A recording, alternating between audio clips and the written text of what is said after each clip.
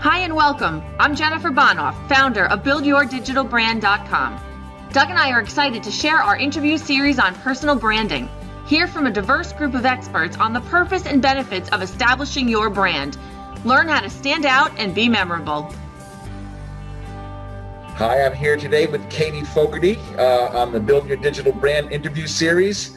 Katie Fogarty is an entrepreneur and communications strategist who runs Reboot, a personal branding and business consultancy.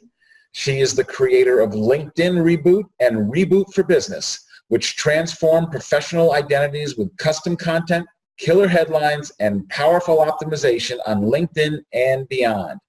Katie believes everyone and every business has a story to tell. Hi, Katie, and welcome to the interview series. Thank you, Doug. I'm happy to be here. Glad to have you. Let's get right to it. As a career consultant, you help people establish their professional identities. In this process, do you think it's important for your clients to establish their personal brand? And does it play a key role in the success of their job search?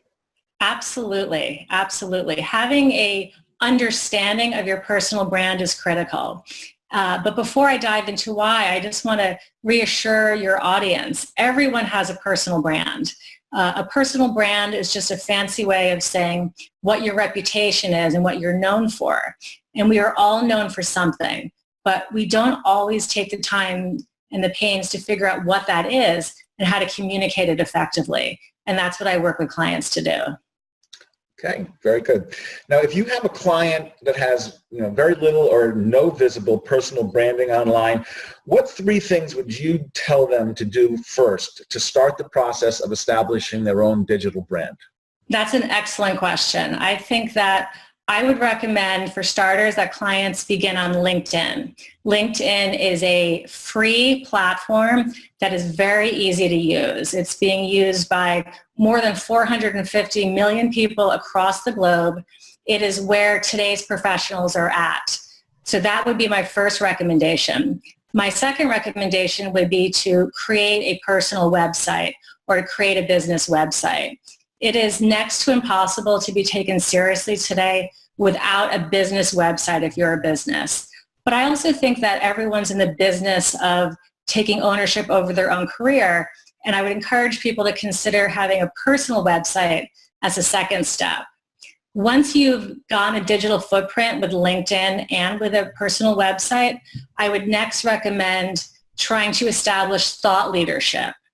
And thought leadership is really just communicating what you're good at, what your expertise is with a wide audience.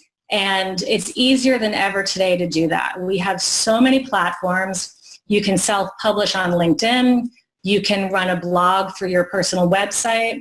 You could use Twitter. You could use Facebook even, Facebook business pages to really start to communicate your expertise with a wide audience. Okay, very good. Thank you. Now, in today's competitive job market, it's difficult for a candidate to stand out to a recruiter or a potential employer. What advice do you give your clients to help them stand out and be memorable? I love this. I love this. What I share with clients is that every single person that I work with has a story to tell. Once you figure out your personal brand and actually more critically your brand value, then we can talk about how to really communicate it. So I want to take a minute to talk about the concepts of brand and brand value. A brand is really what, as I said earlier, your reputation. It's what you're known for.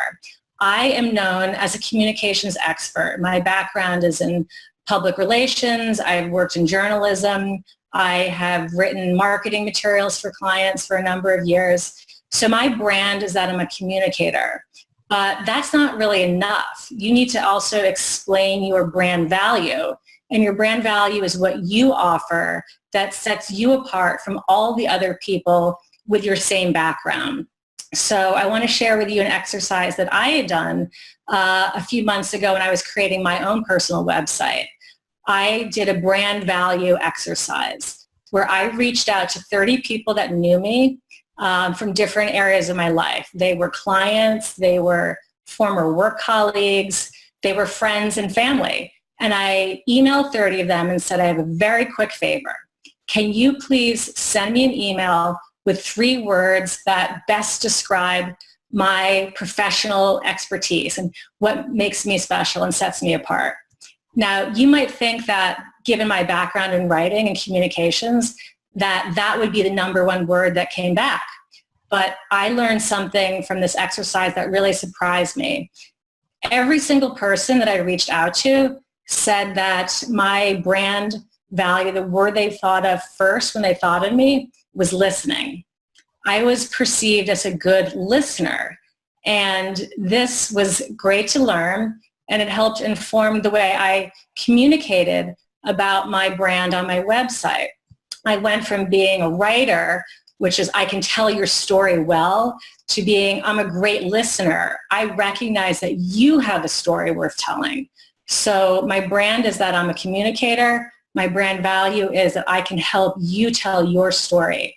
And that's sort of my unique value proposition that I offer. So this is a very long intro to your question, which is I work with them to help them ID their brand value, because once you know it, you can walk into that job interview, you can get on your LinkedIn, you can create your website and really communicate that value, because that's what's going to get you hired. Now, the one thing that I love to do with clients on LinkedIn, which helps answer your question, which is how do you grab attention, is to use a headline, to have a very strong and powerful LinkedIn headline. A lot of people think that their LinkedIn headline is their job title. And while this is not wrong, it's not enough. You're a missed opportunity. I work with clients to create headlines that really grab people's attention and that communicate their brand value. And I'd love to give you an example. I worked with a wonderful client. Her name was Samantha Mars. And Samantha had as her headline, Samantha Mars, Principal Samantha Mars Consulting. Now, this leaves the viewer to wonder, what does Samantha do? What makes her special? What's her brand value? In fact, we don't even know what she does as a brand. All we know is that she runs Samantha Mars Consulting. So when I worked with her, we decided to expand this headline and let the viewer know what her expertise was. So Samantha Mars, Principal Samantha Mars Consulting, became Samantha Mars Consulting, a digital marketing consultancy. This is better. We now know what she does, but we still don't know why we'd want to work with her. So we then took the headline one step further. We went to Samantha Mars, a digital marketing consultancy, growing brands in the arts, entertainment, and media space. Now, this gives her brand value. We now know what she does, and we know how she does it well. She helps brands in particular sectors really grow. So when somebody's looking at her headline, they're able to understand, I would love to be working with her. I want my brand to grow, and she helps brands do that. That's a great answer and a lot of good information. So not worrying about it being too long. That was good. Continuing on, there are many digital assets a person might use in creating their own digital brand, including social media accounts, a personal website, and a blog. Each can have a positive or negative impact on someone's brand or reputation depending upon how they're used.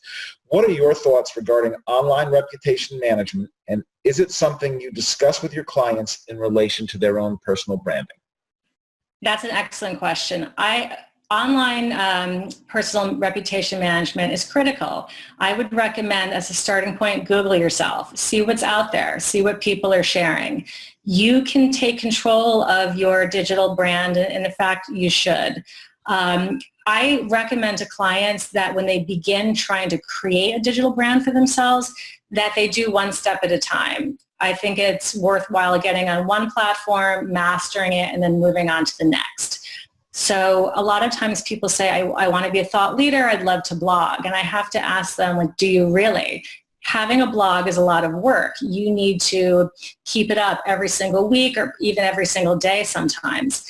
If you don't have the time and bandwidth to commit to that, it's a mistake to start something, because there's nothing worse than getting on a website and seeing that the last blog update or the last, dated entry is from 6 months to a year ago. It makes the person look really stale.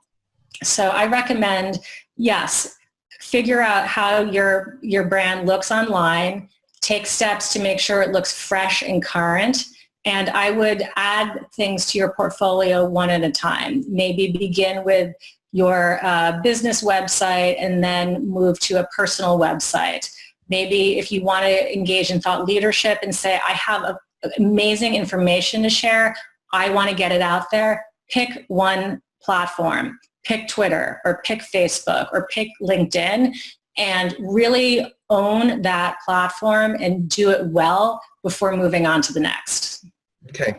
Now, the last question that I was going to ask, you kind of touched on it in a couple of different answers you've given already, but just to clarify, do you think it's beneficial for individuals to create and publish content specifically related to their industry or areas of expertise to increase their online visibility and to establish their own authority? Yes. You can publish in so many ways, and I really encourage clients with an expertise to share to do so. LinkedIn allows you to self-publish on LinkedIn. You can create blogs. You can publish even on Twitter, small thoughts. I think that if you have an expertise to share, that you absolutely should get it out there. Having a blog, an active blog, can help boost your SEO. Being active on LinkedIn and self-publishing can absolutely boost your reach to your network. Even if you don't have time to do long self-published posts on LinkedIn, I recommend to clients that they schedule time on their calendar to do simple updates. Spend 10 minutes a week on LinkedIn liking people's updates, congratulating them on promotions, sharing interesting news articles. Really being in front of your network is a great way to remind people of the work that you do and to establish thought leadership. So I think it's worth calendaring these on your calendar and making sure you do it. Okay, well, that's fantastic. Katie, I want to thank you for joining us today and participating in the Build Your Digital Brand interview series. Thank you very much. Thank you for having me. Good luck. Okay, thanks.